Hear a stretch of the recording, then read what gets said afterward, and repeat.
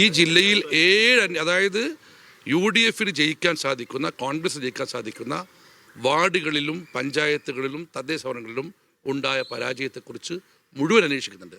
7 അന്വേഷണം ഞാൻ പ്രഖ്യാപിച്ചിട്ടുണ്ട്. 7 അന്വേഷണ റിപ്പോർട്ടും പുറത്തു വിടുന്നുണ്ട്. പക്ഷെ നിങ്ങൾക്ക് പാറോപ്പടി മാത്രം മതി. പക്ഷെ പാറോപ്പടി ഗൗരവത്തിലെടുക്കാൻ കാരണം അവിടെ പരാജയപ്പെട്ടത് KPCC ജനറൽ സെക്രട്ടറിയാണ്, ഞങ്ങളുടെ മേയർ സ്ഥാനാർത്ഥിയാണ്.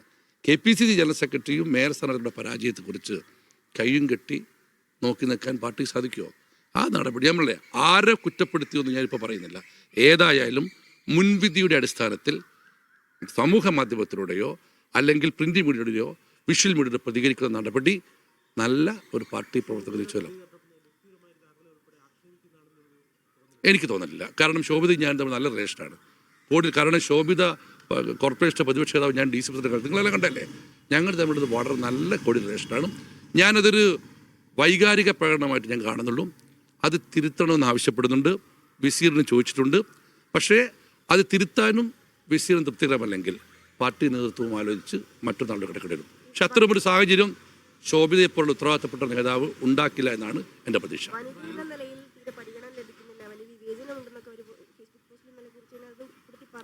അത് പറഞ്ഞിട്ടുണ്ടെങ്കിലും അതില്ല എന്നുള്ളവരൊക്കെ അറിയാമല്ലോ. കാരണം കഴിഞ്ഞ കൗൺസിലിൽ KPCC സെക്രട്ടറിയായ ഉഷാദേവി ടീച്ചർ ഉണ്ടായിരുന്നു. പക്ഷേ പാർട്ടി തീരുമാനിച്ചതാരെയാണ് നേതാവായിട്ട്? ശോഭിതയാണ്. അത്ര ശോഭിത ഞങ്ങൾ എല്ലാ പാർട്ടിയും വരുന്നത്. ഞാൻ പറഞ്ഞ നല്ല കഴിവുള്ള കുട്ടിയാണ്. മാത്രവുമല്ല നല്ല ഒരു പ്രോമിസിങ് ക്യാരക്ടർ തന്നെ, സംശയമില്ല. പക്ഷേ എത്ര വലിയ പ്രോമിസിങ് ക്യാരക്ടറായാലും പ്രവീൺ കുമാർ ആയാലും ശോഭിതയായാലും ഞാൻ എടുത്തു പറയുന്നു, പിണറായി വിജയൻ്റെ ദുർഭരണം അവസാനിപ്പിക്കാൻ ചായപ്പീടികയിലും ബൂത്തുകളിലും ഗ്രാമങ്ങളിലും തെരുവുകളിലും പോരാടുന്ന കോൺഗ്രസ് പ്രവർത്തകൻ്റെ ആത്മവീര്യം തകർക്കുന്ന നടപടി ആരെടുത്താലും തെറ്റാണ്. അതിനെ ഗൗരവമായി നേരിടണമെന്ന KPCC ക്യാമ്പിൻ്റെ തീരുമാനം KC ശോഭിതയ്ക്കും പ്രവീൺ കുമാറിനും ജില്ലയിലെ എല്ലാ നേതാക്കൾക്കും ബാധകമാണ്. അതുപോലെ തന്നെ ഒരു കാര്യം കൂടി, അതായത് ഈ സ്ഥാനാർത്ഥിയുടെ കൂടി ഒരു പരാജയമാണല്ലോ. കാരണം കഴിഞ്ഞ തവണ UDF ജയിച്ച ഒരു വാർഡാണ്. അവിടെ സ്ഥാനാർത്ഥിക്ക് വോട്ട് സമാഹരിക്കാൻ വേണ്ടി കഴിയുന്നില്ല എന്ന് പറഞ്ഞാൽ അവർക്ക് കൂടി വ്യക്തിപരമായി പിന്തുണയില്ല എന്ന് വേണ്ടേ നമ്മൾ മനസ്സിലാക്കാം. അതുമായി ബന്ധപ്പെട്ട റിപ്പോർട്ട് ഞാൻ പുറത്തുവിടാം. അതിലൂടെ പറയാൻ കാര്യങ്ങൾ കുറച്ചൊക്കെ എല്ലാ അന്വേഷണം ഉണ്ടല്ലോ, അത് ഞാൻ പറയാം. പാളയത്തെക്കുറിച്ച് അന്വേഷിക്കുന്നത് ദിനേശ് പെരുമണ്ണിയാണ്. ചാലപ്പുറത്തെക്കുറിച്ച് അന്വേഷിക്കുന്നത് അബ്ദുറഹ്മാൻ ഡക്കുനിയാണ്. മുക്കത്തെയും കാരശ്ശേരിയും നിങ്ങൾക്ക് ഇവിടുത്തെ വാർഡിലുള്ളൂ. ഞങ്ങൾ ഉറപ്പായി ജയിക്കേണ്ട പഞ്ചായത്താണ് കാരശ്ശേരി പഞ്ചായത്ത്. പരാജയപ്പെട്ടു. KPC മെമ്പർ അബീബ് തമ്പി അന്വേഷിക്കുന്നു. മുക്കത്തുണ്ടായ വീഴ്ച അബീബ് തമ്പി അന്വേഷിക്കുന്നു. എല്ലാം അന്വേഷിക്കുന്നുണ്ട്, എല്ലാവരും കൊടുക്കുന്നുണ്ട്. ഇത് മാത്രമല്ല, നിങ്ങൾ ശ്രദ്ധിച്ചാൽ അറിയില്ല, കോഴിക്കോട് ജില്ലയിലെ പരാജയങ്ങൾ മാത്രമല്ല എവിടെ സംഘടന വീഴ്ചയുണ്ടായാലും നടപടിയെടുക്കുന്ന രീതിയാണ് ജില്ലയിലെ കോൺഗ്രസ്. മറ്റൊരു കാര്യം പറഞ്ഞതിനകത്തൊരു ക്ലാരിറ്റി വരും. അതായത് ഈ റിപ്പോർട്ടിനകത്ത് പ്രാഥമികമായി ആർക്കാണ് വീഴ്ച സംഭവിച്ചതെന്ന് പറഞ്ഞു കഴിഞ്ഞാൽ ഈ ഒരു ക്ലാരിറ്റി ഇല്ലാത്ത പ്രശ്നം അവിടെ തീരുന്നു അല്ല. ഈ ഒരു ക്ലാരിറ്റി കുറവൊന്നും വേണ്ട.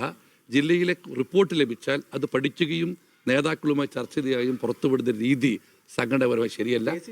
ഇപ്പോൾ അങ്ങനെ ആശയക്കുഴപ്പത്തിൽ ഉണ്ടാകാൻ കാരണം ഈ റിപ്പോർട്ട് എന്തിന് അവിടെ വലിയൊരു കോൺഗ്രസ് ഓഫീസ് തുറന്നിട്ടിരിക്കുന്നില്ലേ? ഏതൊരാൾക്കും വന്ന് പരാതി തരാൻ 24 മണിക്കൂറും തുറന്നിട്ട് ഓഫീസില്ലേ? അവിടെ ആർക്കും വരാമല്ലോ. ശോഭിതയുടെ വരാറില്ലേ? ഞാൻ പറഞ്ഞു, ഇത് ശോഭിതയുടെ കേസ് മാത്രം ഞാൻ പറഞ്ഞത്.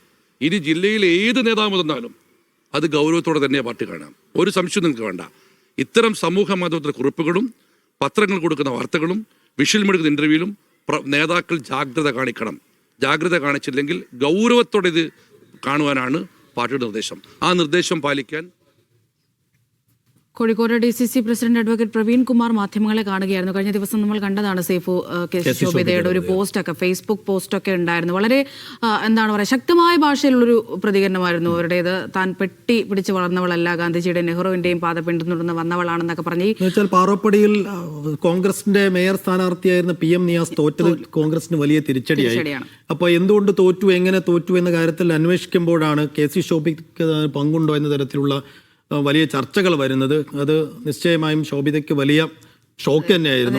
ഭർത്താവിനെയൊക്കെ അപമാനിക്കാൻ ശ്രമിക്കുന്നുണ്ട് എന്ന് പറയുന്നു. അപ്പോൾ അതിനകത്ത് അങ്ങനെ ശോഭിതയ്ക്ക് പൂർണ്ണമായി പങ്കുണ്ടെന്ന രീതിയിലേക്കൊന്നും അങ്ങനെ ഒരു കൺക്ലൂഷനിലേക്കൊന്നും പാർട്ടി എത്തിയിട്ടില്ല. പക്ഷേ അതിനകത്ത് എന്തൊക്കെയൊക്കെ പുകയുന്നുണ്ട്. അതിന്റെ ഭാഗമായിട്ടാണ് ശോഭിതയുടെ പ്രതികരണം പരാമർശമൊക്കെ വന്നത്. ഇങ്ങനെ